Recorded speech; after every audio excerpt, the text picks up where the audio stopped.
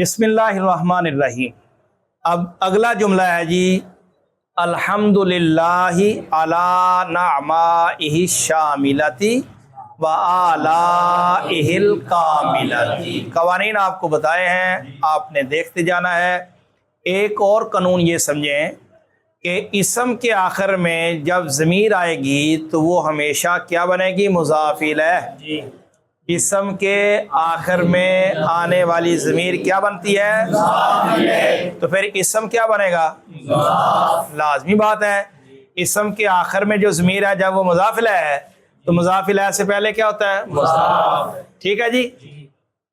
اب دیکھیے گا کہ یہ جملہ کون سا ہے۔ سب سے پہلے یہ دیکھنا ہے جملہ کون سا ہے؟ یہ جملہ اسمیہ۔ کیوں؟ اس لیے کہ اس کا پہلا جز کون ہے جی؟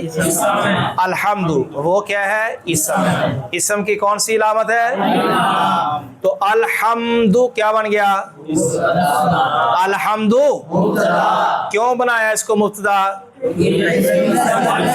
جملہ اسمیہ کا پہلا جز ہے، اس لیے ہم نے اس کو کیا بنا دیا؟ تو الحمد کیا بنا جی؟ مبتدا۔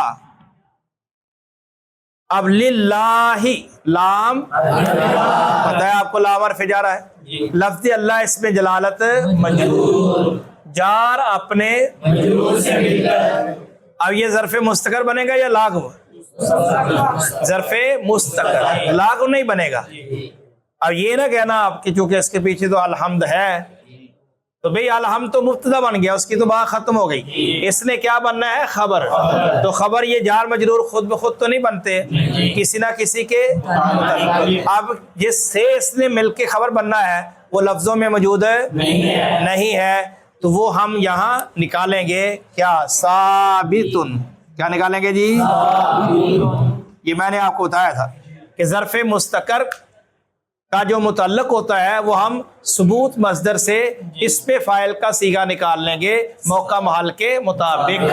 یا ہم نے کیا نکالا ہے؟ ثابتن، مذکر کا صیغہ نکالا ہے۔ کیوں بلا؟ اس لیے کہ مبتدا کیا ہے پیچھے؟ ہم نے اس کو واحد کا صیغہ نکالا ہے کیونکہ مبتدا واحد۔ ہم نے اس کو مرفوع نکالا ہے کیونکہ اس نے کیا بننا ہے؟ کیا بننا ہے؟ یہ کلیئر ہے؟ ٹھیک ہے۔ لام جار لفظ اللہ اس میں جلالت جار اپنے ظرف مستقر ہو گیا، ثابتن اس میں فاعل۔ کلیئر ہے جی؟ اب آگے الا حرف ٹھیک ہے جی، پتہ ہے۔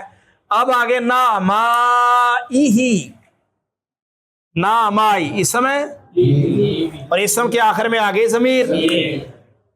نعمائہ، نعمائی اسم ہے نا، علامت کیا ہے؟ کیونکہ اس پہ حرف جارہ داخل ہے۔ تو اسم کے آخر میں جو ضمیر ہوتی ہے کیا بنتی ہے؟ آپس میں۔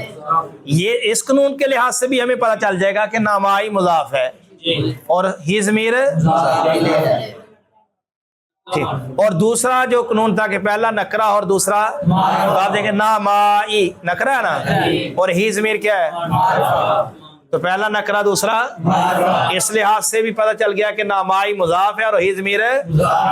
اور دوسرا یہ قانون بھی پڑھا کہ اسم کے آخر میں آنے والی ضمیر کیا بنتی ہے؟ تو نعمائی کیا بنے گا؟ ہی ضمیر، نعمائی اور ہی ضمیر۔ اب یہ مضاف اور مضاف الیہ، مضاف اپنے مضاف الیہ سے مل کے کیا بنے گا؟ اس کے لیے ہمیں آگے کو دیکھنا پڑے گا۔ اب یہاں دیکھیں، مضاف اپنے مضاف الیہ سے مل کر یہ معرفہ نہیں بن گیا اضافت کی وجہ سے؟ نعمائی نکرہ تھا نا بھائی، تو یہ قاعدہ ہے کہ نکرہ جب معرفہ کی طرف مضاف ہو تو وہ بھی کیا بن جاتا ہے؟ یا معرفہ کے ساتھ بھی قسم پڑھی آپ نے، معرفہ باندھا کے علاوہ کسی کی طرف کیا ہو تو نعمائی نکرہ تھا، لیکن جب یہ مضاف ہوا کس کی طرف؟ ضمیر کی طرف، تو یہ نعمائی یہ دونوں کٹھے تو کیا بن گئے؟ معرفہ۔ تو اب یہ بھی معرفہ ہے، نعمائی بھی معرفہ ہے اور الشاملاتی بھی کیا ہے؟ اس پہ الف لام آ گیا تو دونوں معرفہ ہیں، تو کیا بنتے ہیں؟ دو اسم جمع ہو جائے دونوں معرفہ ہوں تو کیا بنے گے؟ تو مضاف اپنے مضاف الیہ سے مل کر کیا بنے گا جی؟ کیا بنے گا؟ اب آگے الف لام برائے تاریخ، شاملاتی سیغہ واحد مؤنث اس میں فاعل، ہیا ضمیر اس میں پوشیدہ اس کا فاعل، اس میں فاعل اپنے شبہ جملہ اسمیہ ہو کر موصوف کی اب نامائی موصوف اپنی، یہ کیا بنے گا؟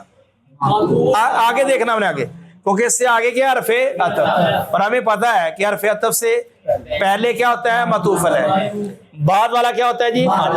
تو موصوف اپنی بن گیا معطوف علیہ، وہ حرف اب اعلیٰ شاملہ، اس کی ترکیب بالکل نامائی کاملہ کی طرح۔ اب یہاں بھی دیکھ لیں، اعلیٰ اسم ہے، ہی ضمیر اس کے آخر میں، اسم کے آخر میں ضمیر آ جائے تو کیا بنتے ہیں؟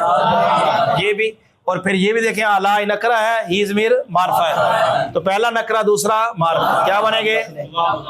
تو اعلیٰ کیا بن گیا؟ ہی ضمیر مضاف، اب مضاف اپنے مضاف الیہ سے مل کر اب اعلیٰ ہی، یہ معرفہ ہو گیا کہ نہیں اضافت کی وجہ سے، اور آگے الکاملاتی یہ بھی کیا ہے؟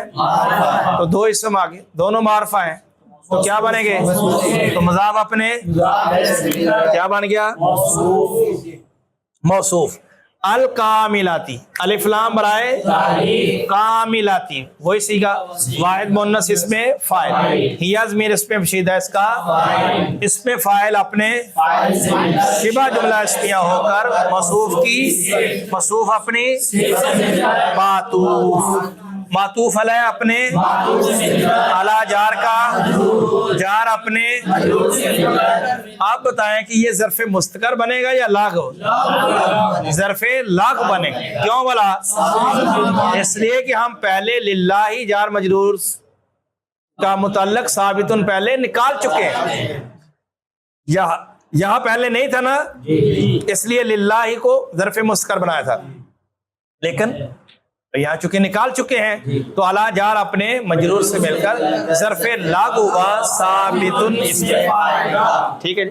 اب ترکیب کر لیں، ثابتن اس میں فاعل، ہوا ضمیر مرفوع متصل اس پہ پوشیدہ اس کا فاعل، اس میں فاعل اپنے فاعل ظرف لاغ اور ظرف مستقر شبہ جملہ اسمیہ ہو کر مبتدا کی، مبتدا اپنی جملہ اسمیہ خبریہ ہوا، جملہ اسمیہ ٹھیک ہے جی، سمجھ آ گئی؟ چلو آج کے لیے اتنا ہی کافی ہے، انشاءاللہ کل پھر انشاءاللہ اس سے اگلا جملہ